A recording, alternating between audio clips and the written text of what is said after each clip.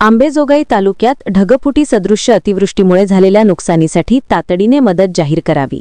यासाठी शरद पवार राष्ट्रवादी काँग्रेस पक्षाच्या वतीने आंबेजोगाई तालुका अध्यक्ष अमरभैया देशमुख यांच्या वतीने आज असंख्य कार्यकर्त्यांसह आंबेजोगाई तहसीलदार यांना निवेदन देण्यात आले। हेक्टरी मदत देण्यात यावी। ज्याची शेती पूर्णपणे वाहून गेली आहे त्यांना 20 लाख रुपये हेक्टरी पुन्हा शेती उभा करण्यासाठी मदत देण्यात यावी।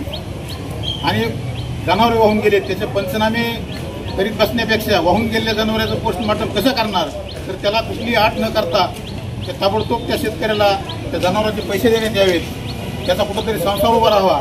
त्याच्यामुळं कुणाच्या मोटरी वाहून गेल्यात असं बरेच, पुन्हा उसाच्या वर पाणी आहे असं पाणी आहे, सोयाबीन तर पूर्ण गेलेलं आहे त्या पाण्यामुळं। त्याच्यामुळं शासनानं आर्थिक मदत करण्यात यावी याच्यासाठी आम्ही निवेदन दिलेलं आहे।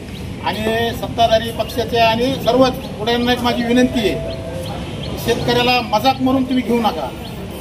सकाळी उठून तुम्ही पाहणी करायला जाता पांढरे शुभ्र कपडे घालून, आमची शेतकरी तुम्ही खाता लावली का?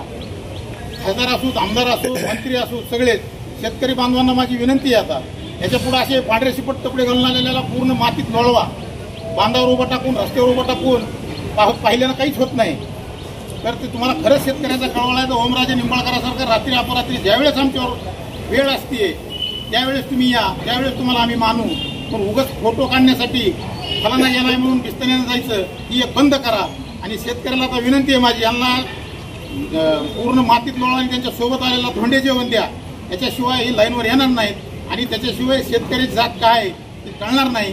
ही तुमच्या माध्यमातून त्यांना मी म्हणजे कळवितो आणि शेतकऱ्याला विनंती करतो की आपली सर्व एकत्र राहून त्यांना एकदा धोंडे जेवण आपल्याला दिल्याशिवाय पर्याय नाही।